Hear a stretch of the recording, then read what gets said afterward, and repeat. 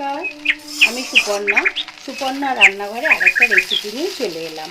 তো আজকে আমি আপনাদেরকে বানিয়ে দেখাবো রাইস নুডলস। কীভাবে বানাবেন প্রত্যেকটা পদ্ধতি আমি আপনাদেরকে দেখাবো। তো ভিডিওটা স্কিপ করবেন না, প্লিজ পুরো ভিডিওটা দেখবেন। আর আমার চ্যানেলটা যদি আপনাদের পছন্দ হয় তো লাইক করবেন, সাবস্ক্রাইব করবেন, কমেন্ট দেবেন। আর অবশ্যই আমাকে জানাবেন যে আমার রেসিপিগুলো আপনাদের ভালো লাগে কিনা। তো চলুন আর কথা না বাড়িয়ে এবার আমি আপনাদেরকে কিভাবে আমি এই রাইস নুডলসটা বানালাম, এটাকে বয়েল করলাম কিভাবে, সব পদ্ধতি আপনাদেরকে দেখাচ্ছি। গরম জল আমি বসিয়ে দিয়েছি, এটা যখন একদম টকবক করে ফুটবে তখনই আমরা রাইস নুডলসটা দেব। তো আমি আপনাদেরকে দেখাচ্ছি। আমরা নুডলসটা রেডি করে নেব।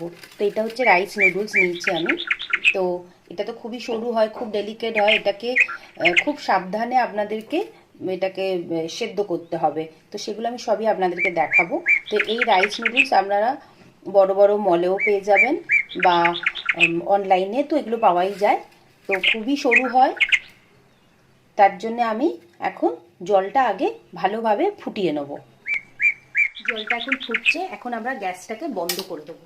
গ্যাসটা বন্ধ করে এবার আমরা এই রাইস নুডলসগুলো এর মধ্যে আস্তে আস্তে করে দিয়ে দেবো।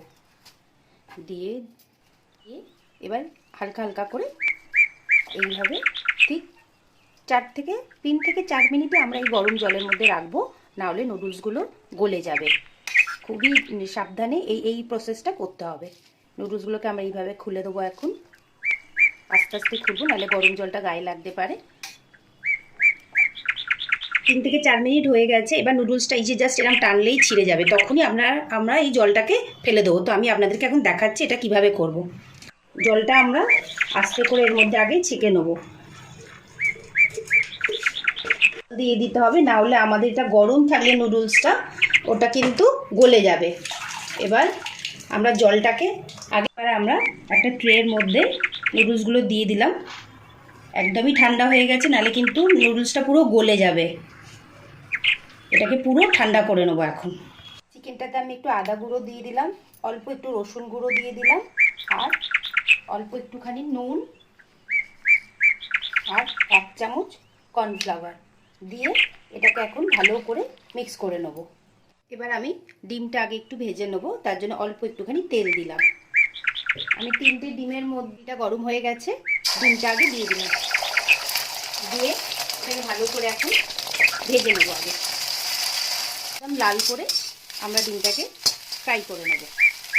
একদমই লাল করে ভাজা হয়ে গেছে। এবার ডিমটাকে আমরা উঠিয়ে নেব। সেম কড়াতেই আবার খানিকটা তেল নিয়ে নিলাম আমি। এবার এই চিকেনগুলোকে আমি ভালোভাবে ফ্রাই করে নেব। একটা একটা করে দেব, দিয়ে ফ্রাই করে নেব। এইভাবে দিয়ে দেবো। আপনারা চাইলে একটা ডিমও এর মধ্যে দিতে পারেন। চিকেনগুলোকে এইভাবে 2-3 বার ব্যাচে আমি ভালো করে ভেজে নেব, একদম লাল লাল করে ভেজে নেব। চিকেনগুলো একদম লাল করে আমার ভাজা হয়ে গেছে। এবার আমি চিকেনগুলোকে উঠিয়ে নিচ্ছি। তেলের মধ্যেই আমি কিছুটা রসুন কুচো আগে দিয়ে দিলাম। গ্যাসের ফ্লেমটাকে এখন আমি একদমই কম করে রেখেছি, স্লো করে রেখেছি।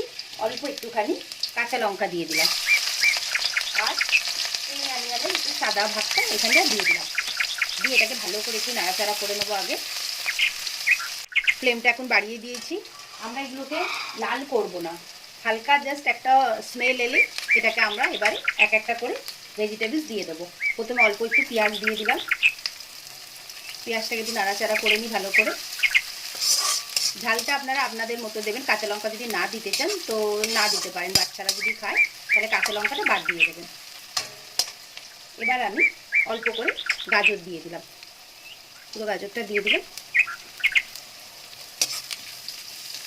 এখন অল্প করে আমি নুন দিয়ে দেবো, বেশি দেবো না, অল্প করে একটু নুন দিয়ে দিলাম।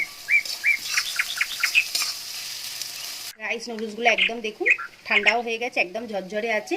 এইখানে আমরা কি করব, একটা কাঁচি নিয়ে, কিচেনে যে কাঁচিটা আমরা ব্যবহার করি সেটা দিয়ে নুডলসটাকে অল্প অল্প করে একটু কেটে নেব, তাতে আমাদের কড়াতে নাড়তে বেশি সুবিধা হবে।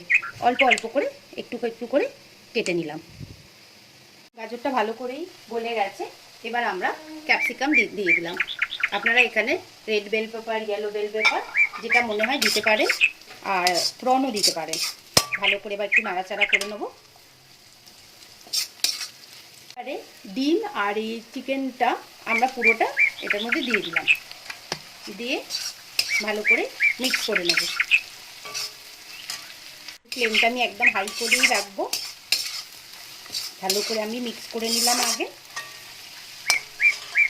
এবার আমরা অল্প একটুখানি স্প্রিং অনিয়ন দিয়ে দেবো,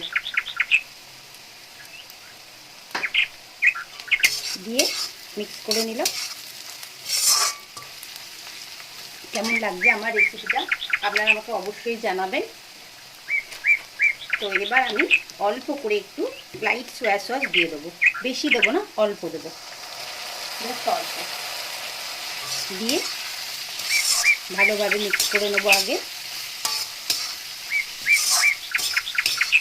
মিক্স করে নিয়ে এবার আমরা আস্তে আস্তে নুডলসগুলো এর মধ্যে দিয়ে নেব। এবার এটাকে মিক্স করে নেবো আমরা। তার আগে আমরা অল্প করে একটু গোলমরিচ দিয়ে নেব, অল্প করে একটু গোলমরিচ দিয়ে নিলাম। আর যেহেতু আমরা নুডলসে তো নুন দিইনি এটাতে, তো অল্প করে এখন দিয়ে নিলাম, পরে যদি দরকার লাগে তখন আবার টেস্ট করে দেব। এবার এটাকে একদম আস্তে আস্তে আমরা এখন মিক্স করে নেব। নুডলসটা আমার রেডি হয়ে গেল। এবার আমি অল্প করে একটু স্প্রিং অনিয়ন ছড়িয়ে দিলাম উপর দিয়ে। কেমন লাগলো আপনাদের ভিডিওটা আমাকে জানাবেন। রাইস নুডলসের ভিডিওটা আপনাদের কেমন লাগলো অবশ্যই আমাকে জানাবেন। আর আমার চ্যানেলটাকে সাবস্ক্রাইব করবেন, কমেন্ট দেবেন। আবার আরেকটা নতুন রেসিপির সাথে খুব শিগগিরই আমি আসবো।